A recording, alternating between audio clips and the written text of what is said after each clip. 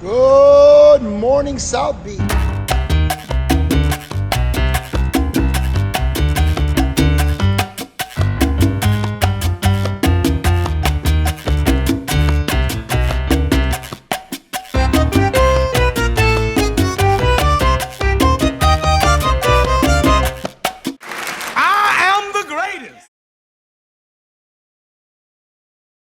Good morning, South Beach. Here we are at the world famous Fifth Street Gym, Miami Beach, for podcast number 17 with our special guest and hometown champion, Daniele Scardina. Welcome back.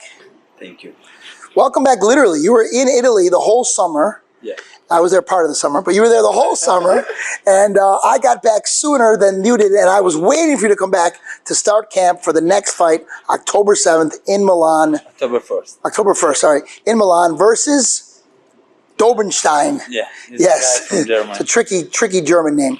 Nevertheless, he's got a lot of experience. He's a tough guy. He's been around the block. He's actually trained here in Miami at some point. So not here in our gym, but here in Miami. And he's a very tricky fighter. What do you think about the fight coming up? I mean, we're getting ready for the next fight. I'm super focused. And I know it's going to be a tough fight. It's going to be one of the important fight of my life. So we're going to be ready for that fight. And you know, we train so hard. So as you know, Danny trains here with me, with us, and he trains clearly harder than any fighter I've ever associated with. But this fight is not going to be really about hard training as much as it is going to be about smart training. It's a little bit shorter camp. It's a little bit trickier fighter. Do you have anything in mind that you want to make sure happens differently? I know what I have planned for us, but is there anything you have on your plate that you're thinking about making sure we get done this camp?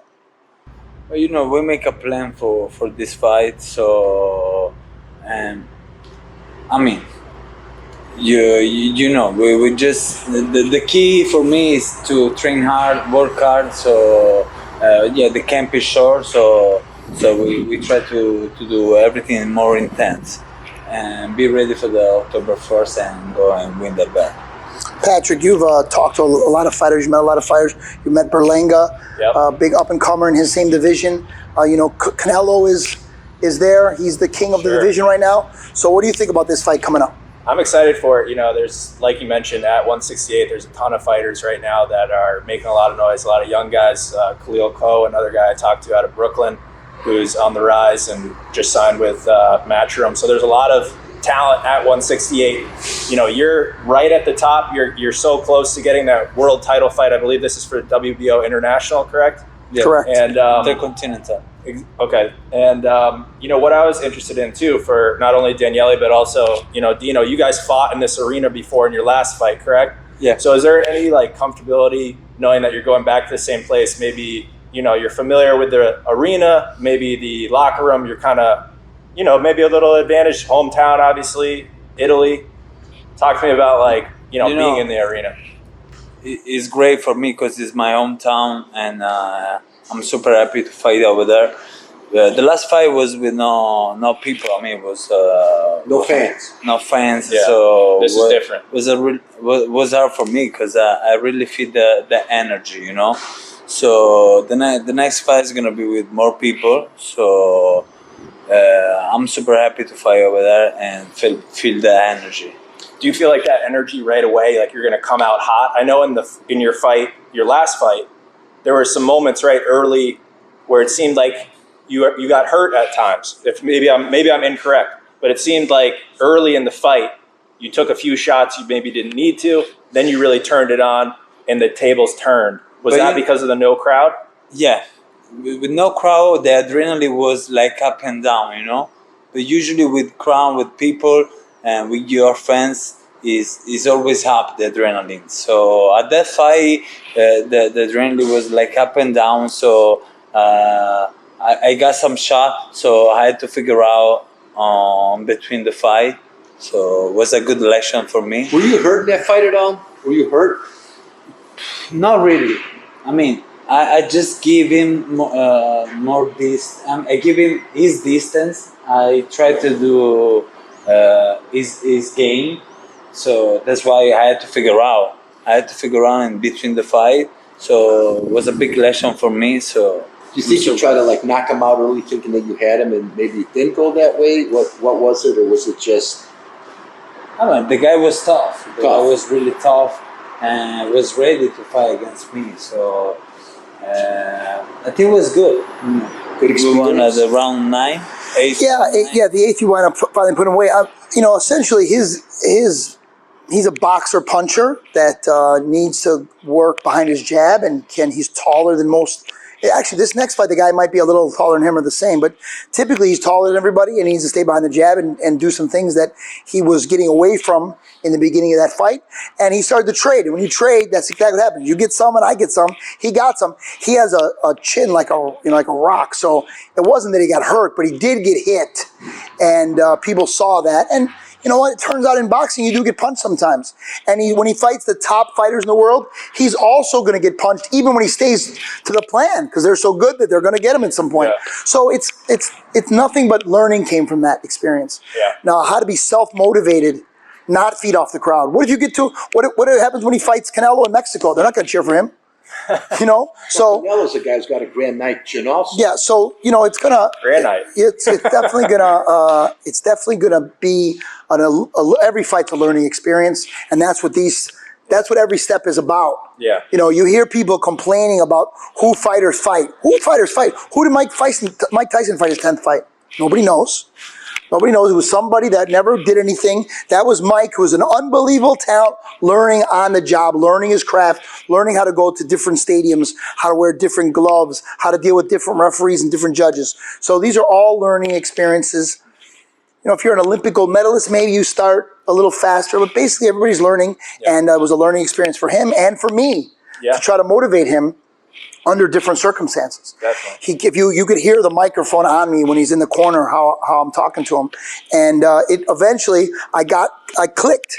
He got it, what I wanted, and he got on the plan, took care of business, and we were still home early enough to get some pizza before the restaurant closed. Yeah, don't get me wrong. You still got him out of there. I'm not, but I just wanted to ask about those early rounds, and I do want to talk more about some of the, the Shark Tank that is the 168-pound division.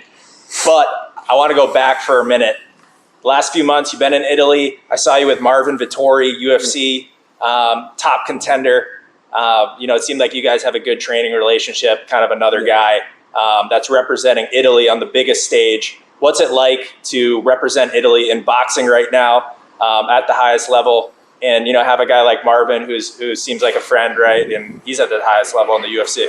Yeah, me and Marvin, we are really good friends right now. So every time we can be together, we try to do something to show the people we gotta stay together, to be bigger. That's the truth. And for the fans in Italy was super nice, was cool, and it's my good friend. So help each other grow your brand. Sure. And he's a good champion. He's at a fight right now. I think October 23.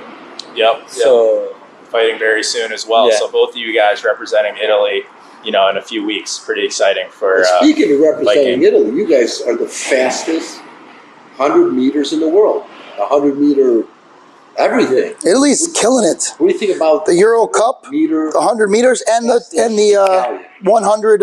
he's my friend. Relay. High jump as well. I'm super And high happy jump. for him, and I'm super proud of him. 100 meters in the relay too, right? Yeah, and the relay won the 4x4. The Italians Are killing we it. know they can eat. They must be eating a special pasta that's making them fast. So, are you going to do anything different for your fight this time? Are you going to train differently since you have less time? Are you going to go? Well, what's your exact plan? But what do you have in mind? In every fight, you go improve, yourself. So maybe last time we did something wrong, and now we try to figure out. So every time you go and learn more stuff. So I think now we make every time you make the team bigger, bigger and stronger. So I think that's what we do right now. Go improve and to be on the top 10 in the world and try to fight for the belt, for the world champion belt. But step by step, next fight is gonna be super important for us. So let's go and get that belt. We brought in a new strength coach this time, an additional strength coach, I should say. Daru, this is his last name, Daru Strength, and he's located here in Florida. He's been the MMA trainer of the year, I think, 3 times, and he's had a lot of boxers and athletes, all baseball players, professional athletes all over the world, and we're all, like he said, trying to make the team bigger and stronger to propel us, to the world title. I am always looking to learn as a coach. He's always looking to learn as a fighter, and that is really kind of unique. Because typically, when people are in the top 10, they're know-it-alls, And we went there with an open mind, an open heart, and we learned some stuff already. And we're going to continue to learn through this camp. So we're adding all the time to just make him as well-rounded as possible. So that, right now it's Canelo. It could be somebody else for the world title, by the time we're ready to go next year. Sure. And we'll be ready for whoever that is too. Well, tell me about that, the Canelo-Caleb Plant announcement. I think that was announced late last night. It's official, signed. A lot of people, it's hard to bet against Canelo right now. He looks so good. He's got such a tight team like you guys do, like touching on what you just said. Like, it's good to have that core group. And Canelo definitely has it with Eddie Reynoso, and he's got, a lot of great other fighters in that gym.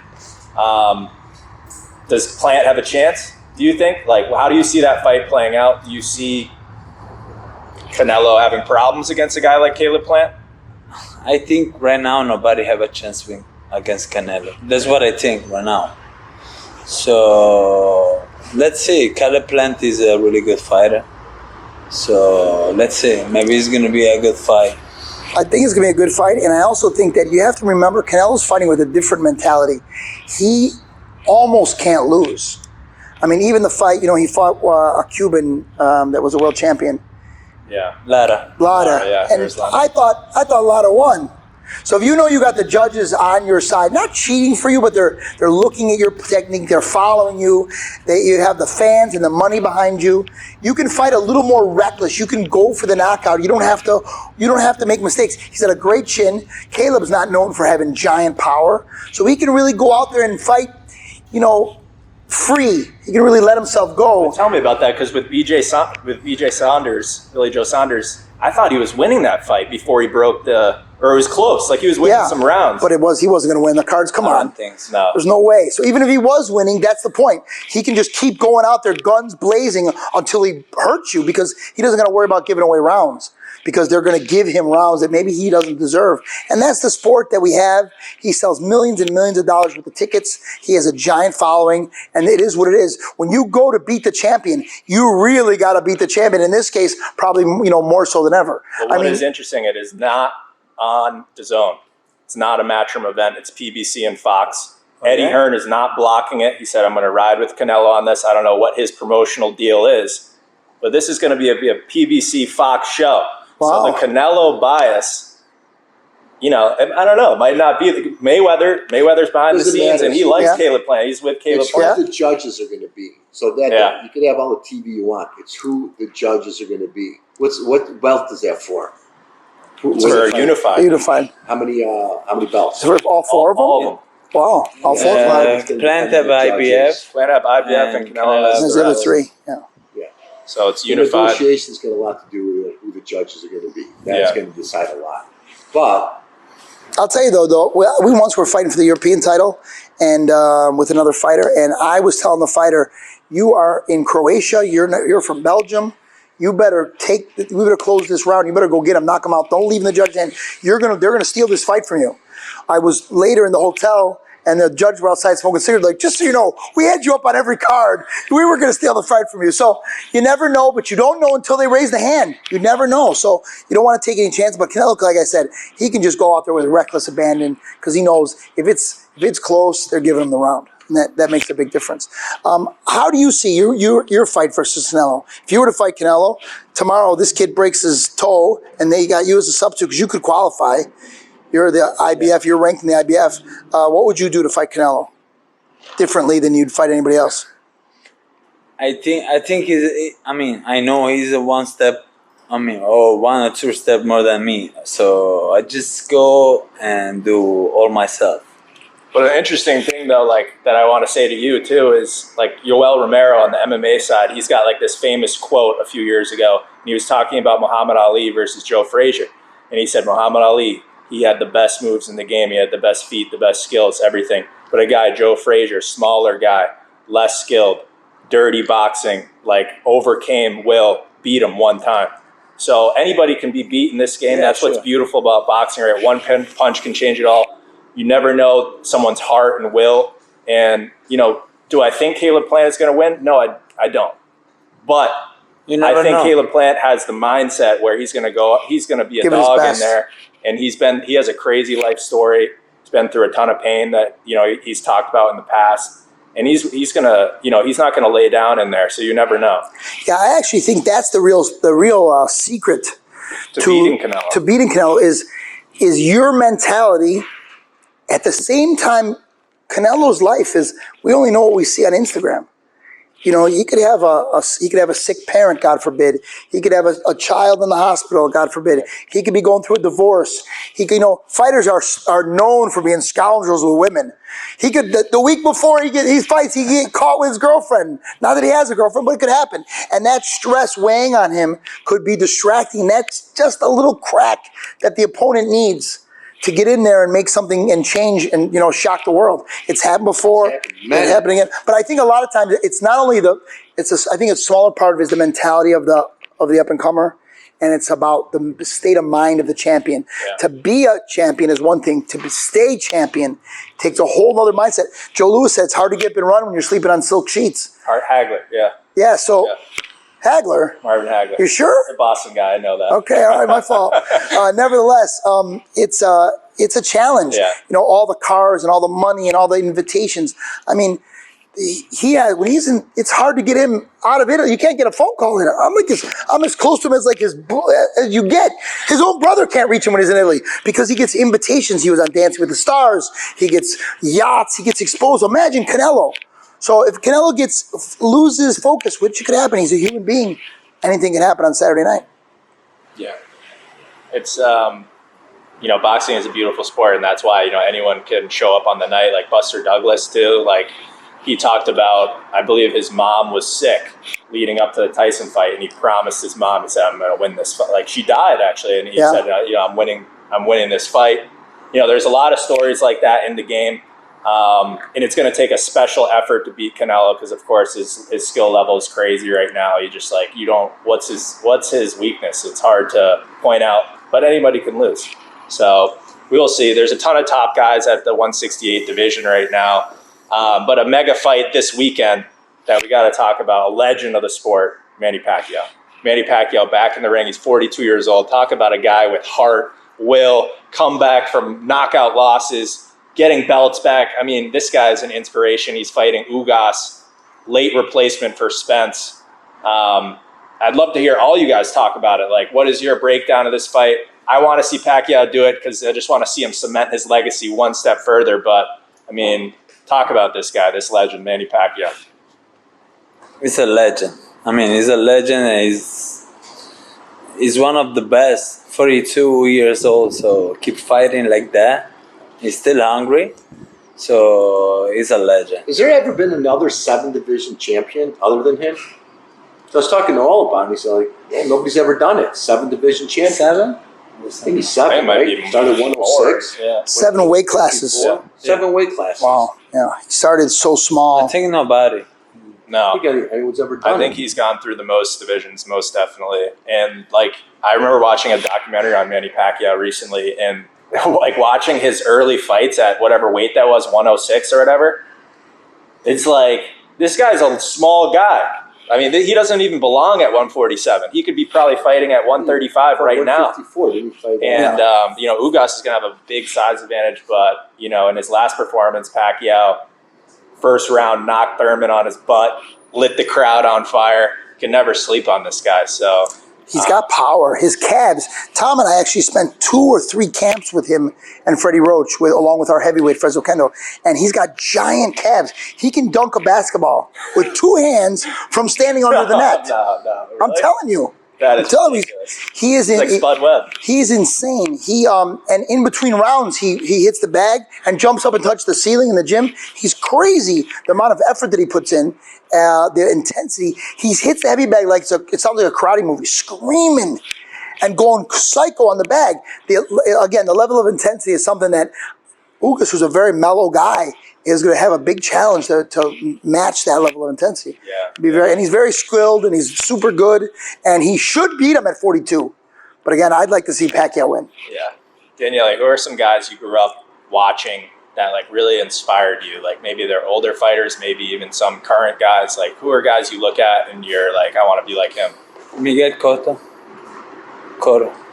Yeah, he was one of my favorite. So Great fight. Were there like a couple fights that stood out, or like moments you remember as a kid watching a fight or something like that that kind of like grabbed your attention, said, man, I want to be a fighter? one of my favorite fights was Miguel Cotto against Margarito, the second one. Yeah, it was crazy. It's unbelievable. Yeah. That was a war. Speaking of Canelo, we were talking about it, and Cotto. Did you guys ever see that fight? Have you ever seen it? I mean, I think Cotto won that fight, to be honest with you. We saw the fight at Yeah. old gym. I think. Right? I think so, but I mean, Again. it was a good fight, but I watched the fight afterwards, and the guy announcing was a Mexican guy. And obviously Canelo's Mexican and Cotto's Puerto Rican. The Mexican guy was furious that they gave the fight to Canelo. And he had the fight for Cotto. But you're never going to get a decision. You're just not going to win it. That's it. He's a money. Yeah, Triple G even the first time. Yeah.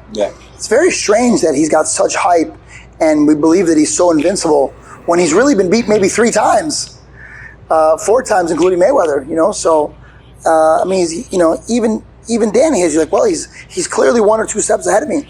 I don't know if he is 1 or 2 steps ahead of you. And I know that sounds cocky or arrogant or stupid, but whatever. He's not 40-0.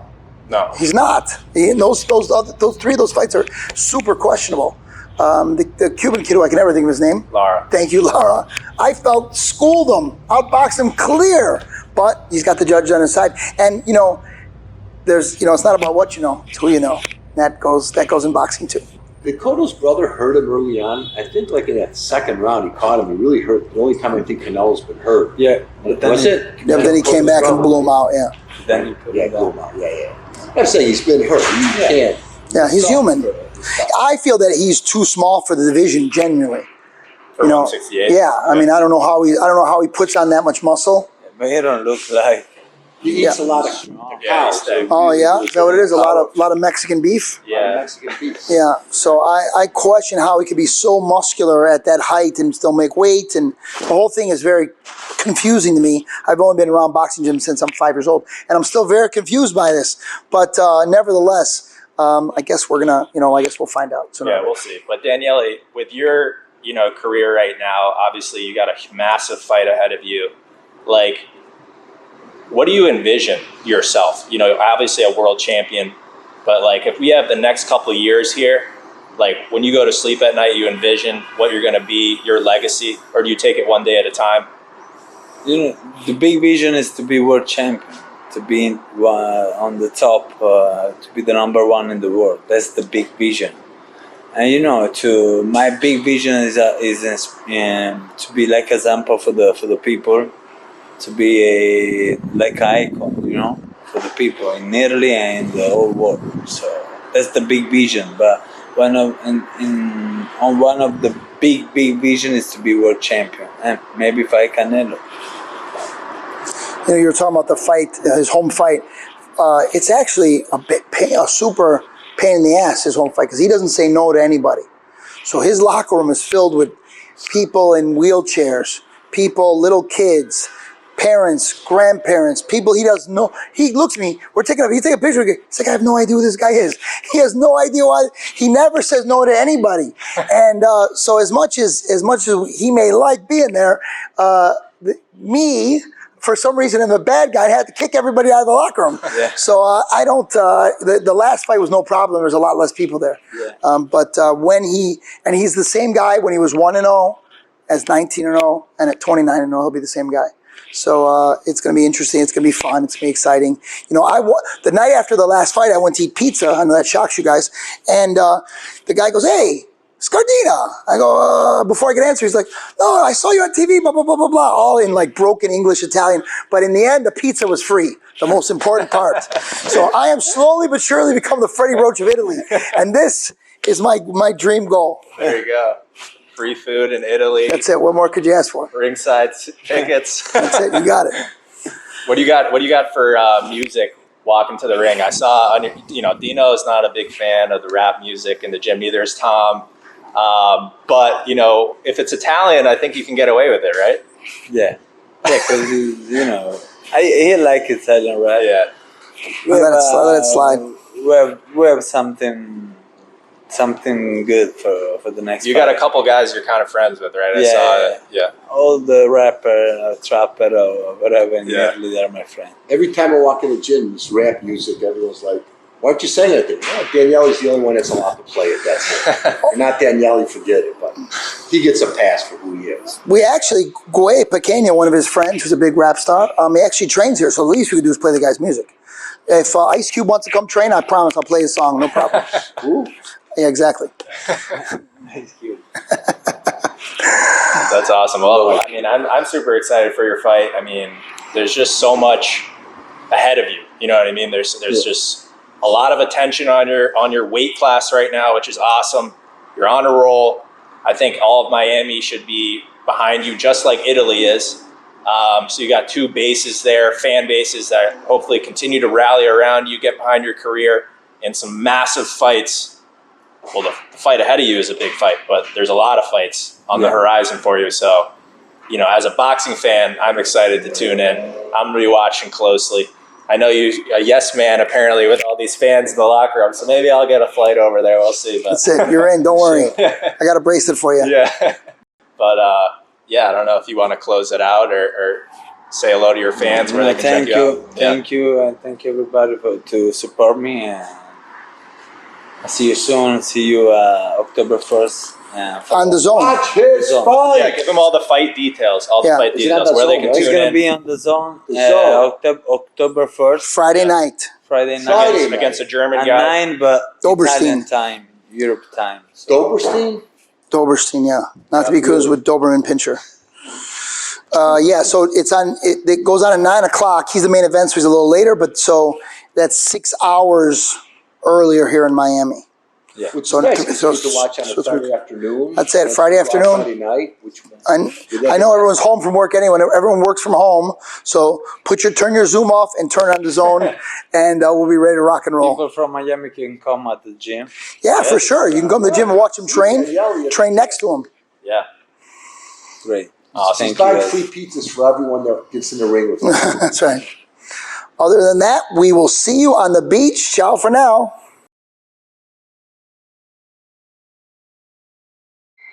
Welcome back to the world famous Fifth Street Gym podcast number 17. And here we are with the founders and president and CEO, CFO, all those letters of ANTOJO Coffee. Tell us everything. Tell us everything about it. I drink the coffee every day, so I don't need to know. We have it here cold, and I don't believe in energy drinks. I don't want the fighters drinking energy drinks. I think coffee is the only real caffeine from real coffee beans, the only way to go. But tell us actually about your coffee, why. I don't even know why I enjoy it so much. I just know it tastes good. What about your company is so good? I know that you bring it directly to me, so I'm spoiled. But tell us about the company. Yeah, we're at ANTOJO Coffee. That's my husband Juan, and I'm Jackie. And we roast coffee in small batches.